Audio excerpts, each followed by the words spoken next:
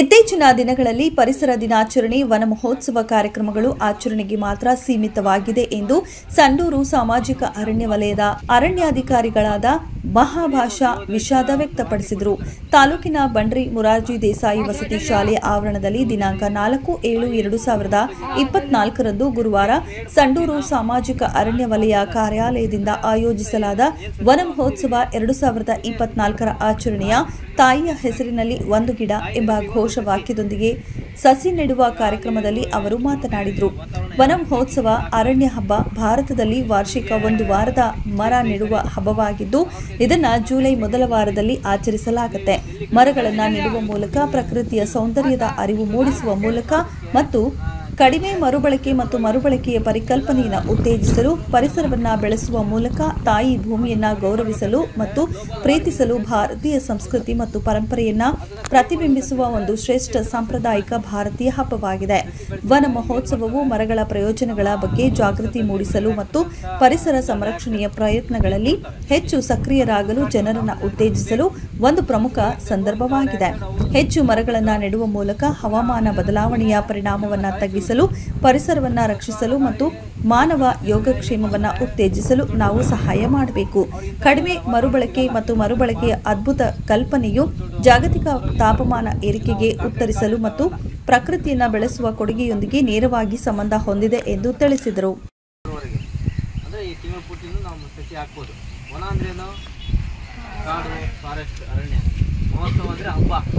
ಗಿಡ ಹಾಕೋದು ಒಂದು ಹಬ್ಬ.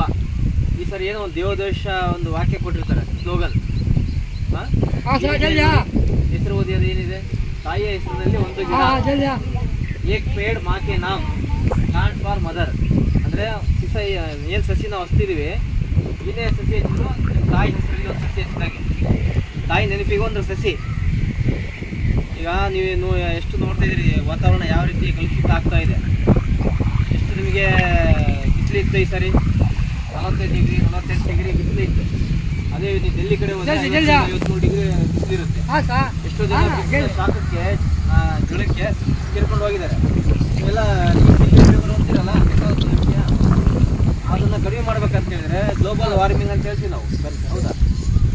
ಅದನ್ನು ಕಡಿಮೆ ಮಾಡ್ಬೇಕಂತ ಹೇಳಿದ್ರೆ ಹೆಚ್ಚು ನಾವು ಸಸಿ ಬೆಳೆಸ್ಬೇಕು. ಸಸಿ ಬೆಳೆಸಿದ್ರೆ ಇವೇನು ಮಾಡ್ತವೆ, ನಮ್ಮ ಪರಿಸರದಲ್ಲಿ ಬಿಡುಗಡೆ ಆಗ್ತಕ್ಕಂಥ ಇಂಗಾಲ ಡೈಆಕ್ಸೈಡ್ ಅದನ್ನ ಹೀರ್ಕೊಡ್ತವೆ ಸಸಿ. ನಾವು ಹೆಂಗೆ ಉಸಿರಾಡ್ತೀವಲ್ಲ, ಆಮ್ಲಜನಕ ನಮಗೆ ಬೇಕು, ಸಸಿಗಳಿಗೇನು ಬೇಕು, ಇಂಗಾಲ ಡೈಆಕ್ಸೈಡ್ ಅವು ತೊಗೊಂಡ್ಬಿಟ್ಟು ಆಮೇಲೆ ಆಮ್ಲಜನಕ ನಮಗೆ ಸ್ವಚ್ಛವಾದ ಗಾಳಿ ಸಿಗುತ್ತೆ. ಹೀಗೆ ಸ್ವಚ್ಛವಾದ ಗಾಳಿ ಸೇವಿಸ್ಬೇಕಂತ ಹೇಳಿದ್ರೆ ಏನು ಮಾಡ್ತಾರೆ, ದೊಡ್ಡ ಊರಲ್ಲಿ ಅವ್ರಿಗಿಂತ ವಾತಾವರಣ ಸಿಗಲ್ಲ. ಏನು ಮಾಡ್ತಾರೆ, ಪಾರ್ಕು ದೊಡ್ಡ ಊರಲ್ಲಿ ಇರ್ತವೆ ಎಲ್ಲ, ಅವರು ಕಾಂಕ್ರೀಟ್ ಕಾಡು ಇರ್ತಾವೆ, ಅವೆಲ್ಲ ಎಲ್ಲ ಗಿಡ ಮರ ಕಟ್ಬಿಟ್ಟು ಕಾಂಕ್ರೀಟ್ ಎಲ್ಲ ಮಾಡ್ಕೊಂಡು ದೊಡ್ಡ ಮನೆ ಕಟ್ಕೊಳ್ತಾರೆ. ಸುತ್ತೋಡಕ್ಕೆ ಸ್ವಚ್ಛವಾದ ಗಾಳಿ ಸಿಗಲ್ಲ. ಅದಕ್ಕೆ ಏನು ಮಾಡ್ತಾರೆ, ಅವರು ಬೆಳಿಗ್ಗೆ ಹೋಗ್ತಾರೆ ಜಾಗಿಂಗ್ ಅಂತೇಳಿ, ವಾಕಿಂಗ್ ಅಂತೇಳಿ. ಇವು ಎಲ್ಲ ಗಿಡ ಮರ ಇರೋ ಕಡೆ ಎಲ್ಲ ರೋಡಲ್ಲಿ ಎಲ್ಲ ಪಾರ್ಕಲ್ಲಿ ಸಿಗ್ತಾರೆ. ನಮಗೆ ನೋಡಿ ಪರಿಸರ ನಮ್ಗೆ ಎಷ್ಟು ಸುತ್ತಮುತ್ತ ಎಷ್ಟು ಚೆನ್ನಾಗಿದೆ. ನಾವೆಲ್ಲೇ ಓಡಾಡಿದ್ರು ಕೂಡ ನಮಗೆ ಗಿಡ ಮರ ಇದ್ದರೆ ನಾವೆಲ್ಲೂ ಅಂತ ಬೇರೆ ಕಡೆ ಹೋಗೋ ಅವಶ್ಯಕತೆ ಇರಲ್ಲ. ನಮ್ಮ ಸುತ್ತಮುತ್ತ ವಾತಾವರಣ ಚೆನ್ನಾಗಿ ಇಟ್ಕೋಬೇಕು. ಆ ಒಂದು ಉದ್ದೇಶಕ್ಕೆ ಈ ಸಾರಿ ಏನು ಮಾಡಿದ್ದಾರೆ, ತಾಯಿ ಹೆಸರಲ್ಲಿ ಒಂದು ಗಿಡ ಅಂತೇಳಿ ದೇವೋದ್ದೇಶ ಒಂದು ವಾಕ್ಯ ತೆಗೆದಿದ್ದಾರೆ. ನೀವು ಏನೇ ಗಿಡ ನೆಡ್ರಿ, ಅದನ್ನು ನೀವು ತಾಯಿ ಹೆಸರಲ್ಲಿ ಒಂದು ಗಿಡ ಹಾಕ್ದಂಗೆ. ಅದಕ್ಕೆ ನೀವೆಲ್ಲ ಕೈ ಜೋಡಿಸಿ ಪರಿಸರ ಸಂರಕ್ಷಣೆಯಲ್ಲಿ ಕೈ ಜೋಡಿಸ್ಬೇಕು. ನೀವೇನು ಮಕ್ಕಳಿದ್ದೀರಿ, ನೀವು ನಾಳಿನ ಪ್ರಜೆಗಳು. ಈಗ ತಿಳ್ಕೊಂಡ್ರೆ ನೀವು 4 ಜನಕ್ಕೆ ಬುದ್ಧಿ ಹೇಳ್ತೀರಿ. ನೀವೇ ಸಮಾಜದ ಪ್ರಜೆಗಳಾಗ್ತೀವಿ ಮುಂದೆ.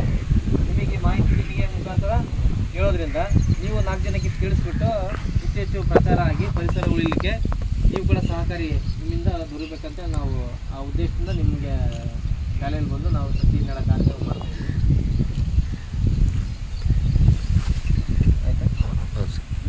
ಓಕೆ ಸರಿ. ಈಗ ನಾವೇನು ಸಸಿ ಹಾಕ್ತಿದ್ರೆ ನಾವೇನು ಅಂತ ತಿಳ್ಕೊಬೇಕು, ತಾಯಿ ಹೆಸರಲ್ಲಿ ಒಂದು ಸಸಿ ಹಾಕ್ತಿದ್ದೀವಿ. ನೀವು ಕೂಡ ಇಲ್ಲೇ ಸಸಿಗಳು ಹಾಕಿರಲಿ, ಸಸಿ ಕಡಿತಾ ಇರಲಿ, ಅವ್ರನ್ನೊಂದು ತಿಳುವಳಿಕೆ ಕೇಳಬೇಕು. ಒಣವು ನಮ್ಗೆ ಬೇಕಾದಷ್ಟು ಬಿದ್ದಿರ್ತವೆ, ಅವು ಹಾಸ್ಕೊಂಡ್ರೆ ಸಾಕು. ಹಸಿವು ಯಾವುದು ಕಡಿಬಾರ್ದು. ಹಸಿ ಕಡ್ದು ಬಿಟ್ರೆ, ಈಗ ಗಿಡ ಬರ್ಬೇಕಂತ ಹೇಳಿದ್ರೆ ನಮ್ಗೆ 8-10 ವರ್ಷ ಬೇಕು. ಕಡಿಯೋಕೆ 2 ನಿಮಿಷ ಸಾಕು, ಹೌದಾ? ಇನ್ನು ನಾವು ತಿಳುವಳಿಕೆ ಪಡ್ಕೊಳ್ಳಿಲ್ಲ ಅಂತಂದರೆ ನಮಗೆ ನಾವೇ ನಾಶ ಮಾಡ್ಕೊಳ್ಳೋಂಗೆ. ಅದಕ್ಕೆ ನಾವು ದಾರಿ ಕೊಡಬಾರ್ದು. ನಮಗೆ ಸುತ್ತಮುತ್ತ ಇರ್ತಕ್ಕಂಥ ಪರಿಸರ ಆಮೇಲೆ ವಾತಾವರಣ ಹೆಚ್ಚು ಗಿಡ ಮರ ಬೆಳೆಸಬೇಕು. ನಿಮ್ಮ ಮನೆ ತೋಟ ಹೊಲದಲ್ಲಿ ಜಾಗ ಇರ್ತದೆ, ಅಲ್ಲಿ ಕೂಡ ನೀವು ಸಸಿಗಳು ಹಾಕ್ಕೋಬೋದು. ಹಾಕ್ಕೊಂಡ್ರೆ ನೀವು ಕೂಡ ಪರಿಸರಕ್ಕೆ ಒಂದು ಕೊಡುಗೆ ಕೊಟ್ಟಂಗೆ. ಆಮೇಲೆ ನೀವು ನೋಡಿ ಎಷ್ಟು ಚೆನ್ನಾಗಿದೆ ನಿಮ್ಮ ಕ್ಯಾಂಪಸ್ಸು, ಎಷ್ಟು ಚೆನ್ನಾಗಿ ಗಿಡ ಮರ ಬೆಳೆಸಿದ್ದೀರಿ. ನೀವೈತಲ್ಲ 5 ಜನ 6 ಜನ ಒಂದೊಂದು ಗಿಡ ನೀವು ತೊಗೊಂಡ್ಬಿಟ್ಟು ನೀವು 6ನೇ ತಾರೀಕು 6ನೇ ಕ್ಲಾಸಿಗೆ ಬಂದಿರ್ತೀರಿ. 6ನೇ ಕ್ಲಾಸಿಂದ ನೀವು ಔಟ್ ಪಾಸ್ ಆಗ್ಬೇಕಂದ್ರೆ ಆ ಗಿಡ ನೀವು ಜೋಪಾನ ನೋಡ್ಕೊಂಡ್ರೆ ನಿಮಗೊಂದು ಹೆಮ್ಮೆ ಇರುತ್ತೆ. ನಾನು ಬೆಳೆಸಿದ ಗಿಡ, ನಾನು ಹಾಕಿದ ಗಿಡ ಎಷ್ಟು ಚೆನ್ನಾಗಿ ಬಂದಿದೆ ಅಂತೇಳಿ ನಿಮಗೊಂದು ಹೆಮ್ಮೆ ಕೊಡುತ್ತೆ. ನೀವು 4 ಜನಕ್ಕೆ ಮಾದರಿ ಆಗ್ತೀರಿ ಅಂತ ಕೆಲಸ ಮಾಡ್ತೀರಲ್ಲ.